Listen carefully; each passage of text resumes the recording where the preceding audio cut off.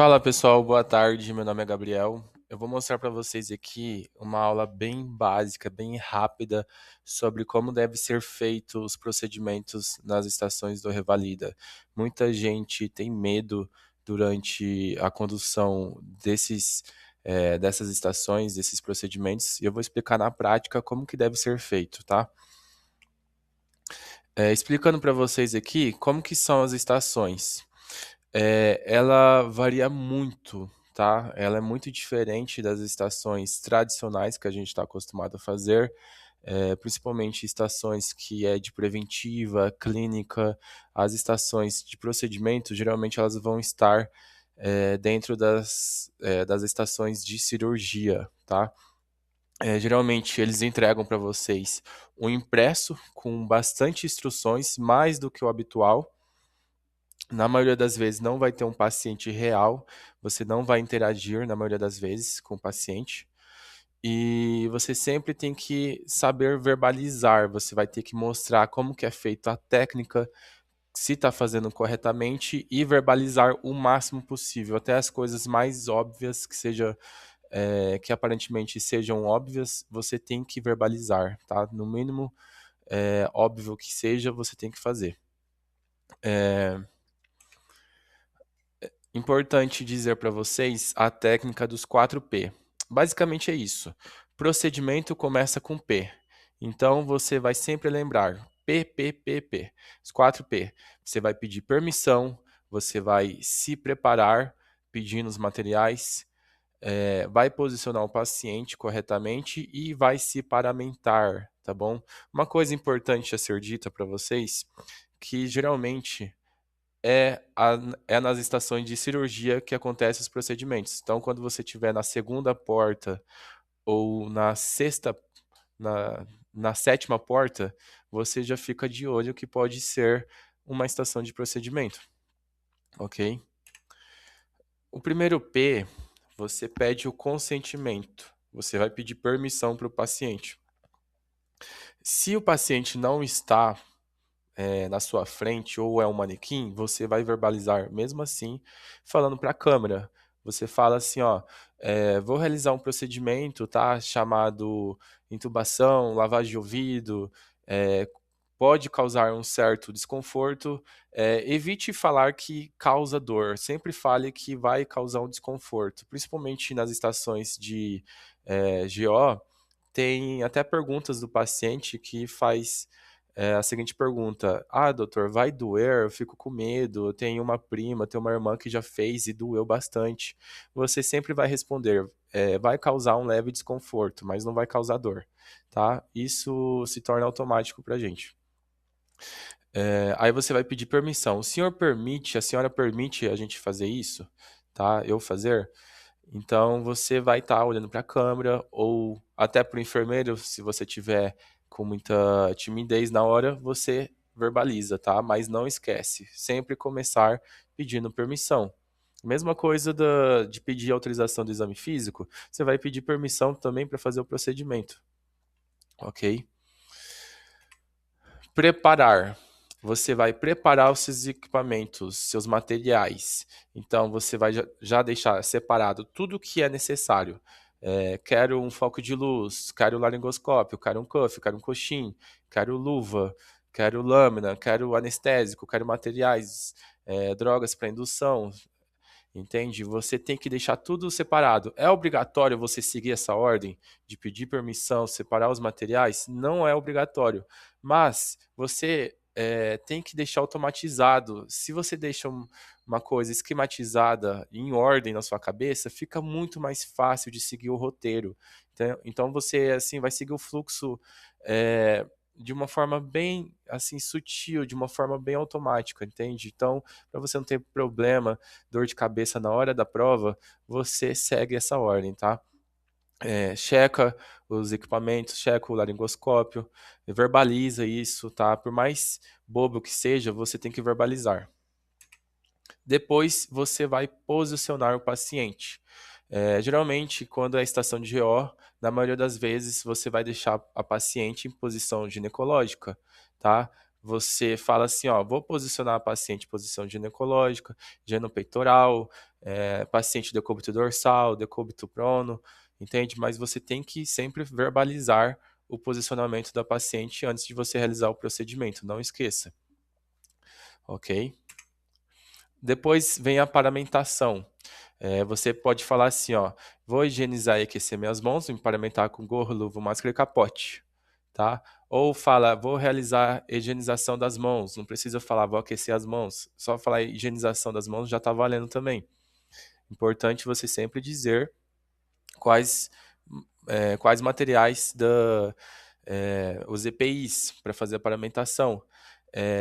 Tem muita gente que já fala da paramentação em estações que não é procedimento. Por exemplo, numa estação de preventiva, que o paciente só está com uma suspeita de dengue. Já tem revalidantes que falam assim, vou me paramentar gordo, vou máscara e capote. Isso não é necessário, tá? Mas eu vejo assim muitos alunos que querem verbalizar mesmo assim para pegar essa prática, porque se caso se deparar com um procedimento, né, com uma estação de cirurgia, já vai ficar automático. Então, se você quer falar, verbalizar e acha que isso não vai tirar seu tempo na estação, então verbaliza em qualquer estação para você, fica a seu critério. Depois, você tem que sempre citar as indicações, contraindicações e complicações. Ah, doutor, não tem isso nas tarefas, no impresso, tá? Não importa. Não importa, cara. Você vai sempre falar, mesmo assim, mesmo que não esteja no impresso. Já aconteceu de terem estações que não pediram no impresso, mas depois na correção eles pediram, tá? Então cria o hábito de sempre falar as complicações, quando que eu vou fazer esse procedimento, quais as contraindicações. Uma dica muito importante que você pode levar para você essa dica. De contraindicações, na maioria das vezes, sempre vai ser um paciente não colaborador, não colaborativo, entende? Numa simples lavagem de ouvido, cite as contraindicações. Aí você pode citar paciente não colaborativo, é, como posso dizer, perfuração do tímpano, uma otite média aguda, é, uma otite crônica. Você vai citando o que você lembrar. Complicações, na maioria das vezes, pode causar dor, pode causar sangramento. Então, tem muitas coisas que repetem nos procedimentos, que isso facilita muito no seu caso, tá? Vamos dar um exemplo aqui bem básico para vocês. Uma estação de intubação orotraqueal. Vou te falar o cenário. Tem um paciente, uma vítima trazida pelo Corpo de Bombeiros, foi resgatada de um incêndio há 20 minutos. Você tem todos os equipamentos necessários, todos os recursos, e não haverá interação com o ator nessa estação. Aí, ó, mais uma vez falando aqui que não há interação com o ator. Geralmente, numa estação de procedimento, não vai ter o ator ou ele vai estar no manequim, tá? Então, sempre tem um enfermeiro. Na maioria das vezes vai ter um enfermeiro para você poder interagir, para você não ficar sozinho, perdido. Então, eles colocam um enfermeiro, um ator assim que está simulando um enfermeiro. Você pode verbalizar com ele, perguntar o que aconteceu, fazer um sampla se quiser, tá? Perguntar quando aconteceu, se ingeriu líquidos, se toma medicamento, se tomou medicamento. Faz um sample aí, tá? Tá bom, vamos continuar com a estação de intubação. Eu vou me identificar para o enfermeiro, vou levar esse paciente para a sala vermelha. Então você vai falando assim, ó, naturalmente. Quero levar esse paciente para a sala vermelha. Vamos solicitar uma monitorização multiparamétrica dos sinais vitais. Quero o acesso venoso calibroso com infusão de cristalóides. Quero desligar o ar-condicionado. E você começa o seu ABCDE, tá? Vou começar com A, quero avaliar a permeabilidade das vias aéreas, vou repassar a técnica Lemon. Isso aqui, essa técnica Lemon, sei lá em inglês, é o seguinte, gente, é quando se trata de uma intubação que a gente repassa essa técnica. O L significa look. Você vai buscar dificultadores agravantes que dificultam uma intubação. Se os dentes, por exemplo, estão muito grandes, pode dificultar. Na maioria das vezes, a maior complicação que tem, o maior dificultador é a macroglossia. A língua, ela é muito grande, dificulta a visualização da orofaringe. Depois vem o Evaluate, que é para ver a abertura bucal, tem que estar uns 3 dedos, tá? E você vai medir com os dedos de acordo com o paciente, os dedos do paciente, não com o seu.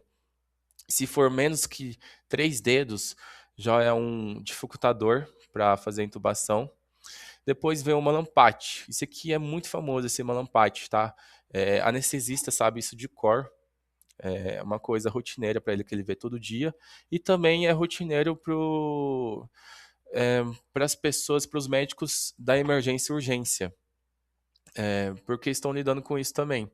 Então, consiste na avaliação da orofaringe, tá? Aqui tem para vocês verem, ó. Esse aqui é a classe 1, ó. A gente consegue visualizar palato mole, a úvula, a língua, tá? O palato duro. A classe 2, a gente já vai perdendo a visualização da úvula. Aqui já tem classe 3, já quase a perda completa é, de todas essas estruturas anatômicas. Classe 4 é a pior classe do malampate, que a gente não consegue visualizar nada, então vai ser uma intubação bem difícil. Depois vem obstruction, que é para avaliar sinais de obstrução, se o paciente tem tumor em alguma área dessa região da orofaringe.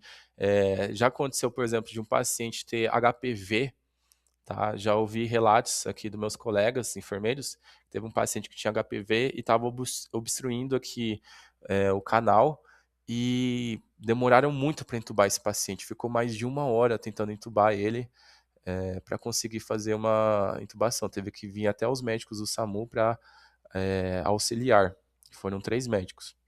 Depois vem o NEC, que a gente avalia a mobilidade cervical no momento da intubação, ou seja, a gente pede para o paciente flexionar a coluna cervical, fazer uma flexão para ver como que está a mobilidade na hora de fazer a intubação, porque quando a gente for fazer, a gente precisa colocar ele em posição sniff, a posição do cheirador, tá? Então, quando ele estiver já bloqueado, a gente faz essa posição para fazer a introdução do laringoscópio e passar o fio guia.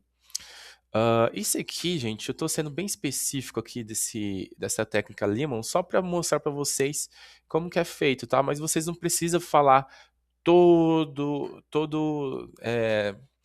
esses sinais, tá? Toda essa parte aqui do Lemon, tá? Só fala assim, ó, vou repassar essa técnica, quero visualizar as cordas vocais, vou colocar ele na posição. Aqui no próximo slide tem isso aqui, ó.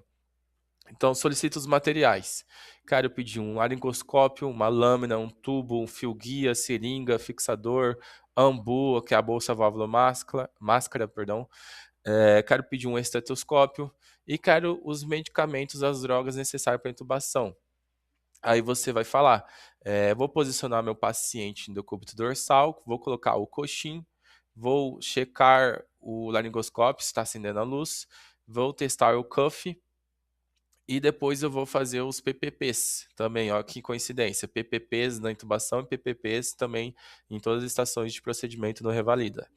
Então, vou preparar o paciente, vou avaliar a via aérea, naquela técnica lá do Lehmann.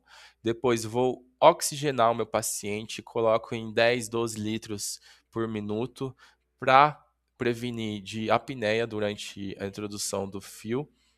Depois, eu vou fazer o pré-tratamento do meu paciente. Vou usar um fentanil ou um lidocaína para fazer um anestésico. Aqui, eu acho que no Revalida eles não vão pedir as doses, tá? Porque vai ser muito difícil decorar para quem está começando, tá? O fentanil a gente começa de 2 a 4 ml, não precisa fazer infusão, fazer aquela mistura, já coloca direto, tá? Já faz em bolos. Ou tem a lidocaína também. Depois a gente vai colocar um sedativo, geralmente a gente faz com etomidato ou umida, mas na maioria das vezes a gente faz um fentanil e etomidato, tá? Etomidato, se não me engano, é 0,3 que a gente faz quilo-peso, tá? Do paciente. E depois a gente faz o succinilcolina, que é o mais rotineiro. Succinilcolina é 1,5 miligrama quilo-peso, se não me engano. e a gente vai começar a fazer a intubação do paciente, ok? Feito isso, a intubação que a gente passou o tubo, peço para o paciente, para o enfermeiro tirar, né? Fazer a fixação com a corda, depois faço a monitorização contínua do meu paciente com as drogas fentanil e midazolam. Importante dizer, na dose de manutenção a gente não faz etomidata, é midazolam, tá? Depois termino falando das complicações. O que pode causar de complicações no paciente que foi feito intubação orotraqueal? Pode causar um pneumotórax, uma síndrome de Mendelssohn, que é a broncoaspiração, um laringoespasmo, hipoxemia, luxação da mandíbula, fratura de dente, atelectasia, trauma de via aérea, hemorragia, broncoaspiração. Tem um monte de complicações. Importante é que vocês têm que memorizar, tá? Ó, memorize em todas as estações de procedimentos, você vai falar as indicações, contraindicações e complicações. Gente, isso aqui foi uma aula bem rápida que eu quis passar para vocês. Para quem não me conhece, eu sou o Gabriel, tá? Já me apresentei no começo do vídeo, estou falando de novo. Aqui tem uns flashcards para vocês, se vocês tiverem interesse em adquirir. Eu tenho na minha plataforma de vendas, tá? O Flashcards tem todos os procedimentos que já caiu e podem cair no Revalida. Tem tudo isso no meu flashcard, com imagens ilustrativas de passo a passo como é feito, tá? Tem explicado assim, ó, mastigadinho para vocês. E também tem um e-book, se caso vocês tiverem interesse. Qualquer aluno meu que entra na minha mentoria já ganha automaticamente o meu e-book de 100 páginas, feito por mim, tá? Baixe um Anki para vocês decorarem procedimentos. É a melhor forma para vocês decorarem é o Anki. Não tem escapatória, gente. Ok? Dito isso, muito obrigado. Bons estudos para vocês.